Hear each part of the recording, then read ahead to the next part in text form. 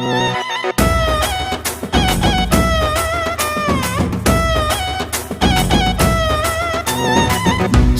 সেজে আমি হাজির হয়েছি, উপহার কি কি পাবো লিস্টি করেছি। জামাই সেজে আমি হাজির হয়েছি, উপহার কি কি পাবো লিস্টি করেছি। জমিয়ে খাবো আমি ইলিশ মাংস কই, খাবো আমি ছেটে পুটে মিষ্টি সাথে দই। ওরা না বেশি সবার দেখাবো আমার